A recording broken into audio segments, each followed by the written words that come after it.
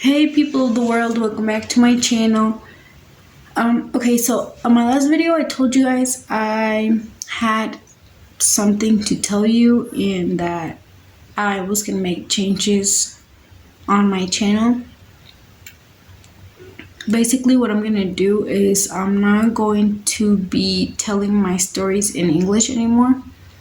I'm going to be telling them in Spanish, and the reason is because well, the people that look for these kinds of stories, because they're from Mexico, they're in Spanish, and I think that's one of the reasons why not a lot of people are watching them. And I want people to watch them because, I don't know, it's a lot of work to, film and edit videos, and especially with two kids. But yeah, that's basically what I'm going to do. I'm going to be speaking in Spanish, but if you don't understand Spanish and you like these videos, don't worry, you can activate the subtitles. I'm going to be putting I'm going to be putting the subtitles on, but you have to activate them on your devices. And yeah, that's basically what I wanted to tell you. I still want to go film the places that I told you guys about, but that's basically my biggest change, is that it's going to be in Spanish now. But like I said, it's okay because you can put the subtitles on and you'll understand what I'm talking about. So yeah, if you like keep watching.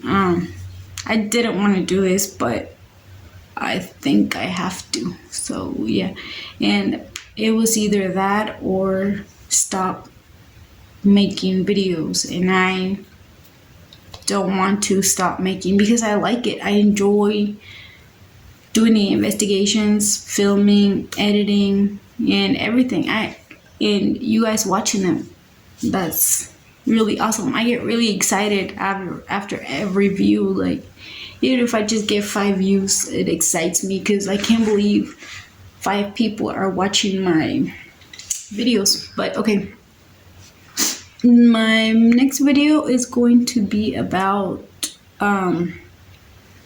it's called The Queen of the Carnaval, and it's about a mother who does horrible things to her kids. So let's get started. And by the way, if you see me with the same clothes as my last video, it's because I filmed them the same day. And okay, today I want you to meet Evangelina Posada. She was born in Veracruz, Mexico in 1965. Her father was a very famous doctor with a strong temper, but her mother was the opposite. Her father had the Castle of Purity syndrome, which is when people decide to lock their families inside their houses, and her family did this. And he was also an alcoholic, so this often led to violent episodes. Okay, she also had a brother, but didn't really talk a lot about this until almost the end, so we're just going to focus on her for now. So her parents split up when she was 9 years old, and she stayed with her mother. But her mother would often yell at her because of all the money she was spent on her. And her mother would tell her that since she was a woman, she would never be able to help with the bills. So before finishing middle school, she decided to move in with her father, who not only received her with love and all that stuff, but he also wanted to make her education better. And he paid for her piano and tennis lessons.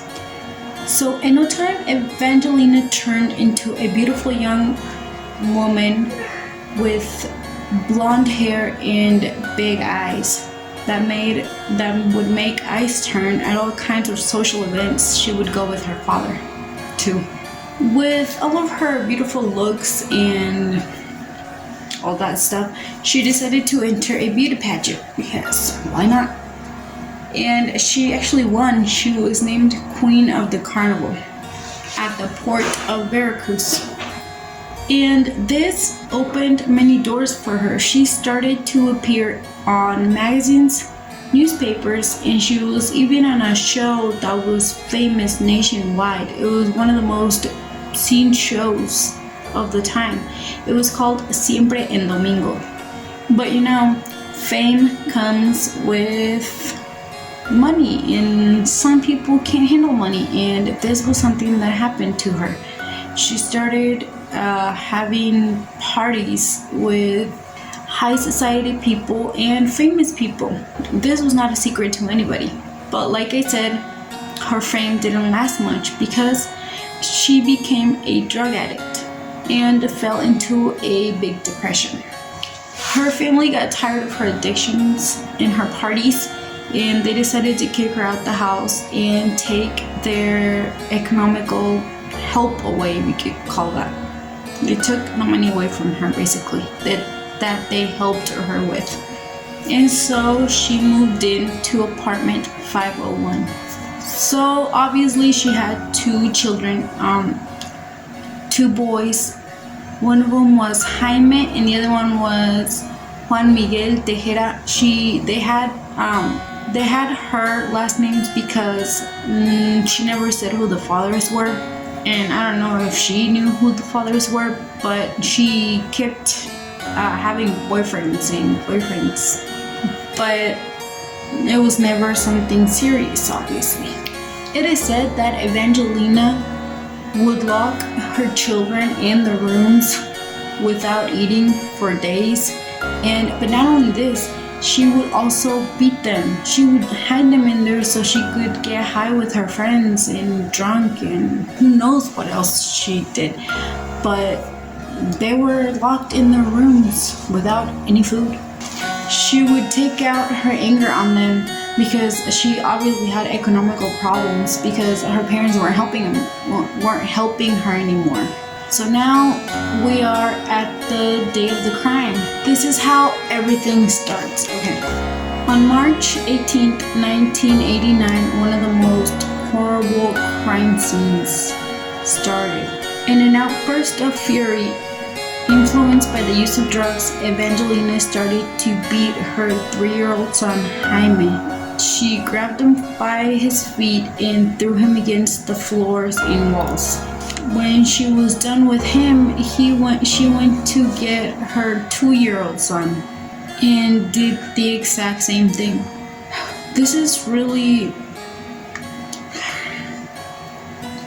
hard and graphic. She tried to get rid of them by putting them in the oven. And this obviously didn't work. So she took them out and she laid them on the dining room table and she started to cut them into pieces. But the most crazy part is that after she was done cutting them all up into little pieces, she decided to hide the pieces on her flower pots that were on her balcony. Even though she did this, apparently she had no sense of, I don't know, she was messed up. She would still have parties at her house and have people over, even though her crime scene was literally inside her house. She didn't care, and she kept doing everything like if she hadn't done anything. And when people did notice that her children weren't there, they would ask her where they were. She would say they were with their father. But there was one person that didn't fall for this. Her younger brother, the one that we talked about, that they didn't talk about, he started to ask her. His name was Juan Miguel, just like her younger son. He asked her for them. He started to suspect something was not right. The boys' clothes were in the house, all of it, but where were the boys? And when he started asking questions, she could not take the pressure and she finally confessed to him what she had done. And he obviously called the police, and when the police were searching the house, they found the pieces totally decomposed in the flower pots. Evangelina told the police that they died due to malnutrition, and she panicked. That's why she put them in there. But soon the investigations led to the truth.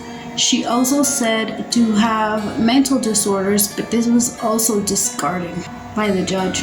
Evangelina was arrested April 6, 1989. She was sent to the Ignacio Allende Penitentiary, and she was sentenced to 20 years of prison. I know that's not a lot, but it gets better. She was released in 2006 because the laws are strange here apparently. So she was released on September of 2006, and all track was lost of her. Nobody knows what happened to her, but yeah, that was the creepy person for today. What did you think? She was pretty messed up. And remember that next video is going to be in Spanish, but you can also activate the subtitles in your video. So yeah, I hope you liked it, and if you did, keep watching for more. Thank you. Bye.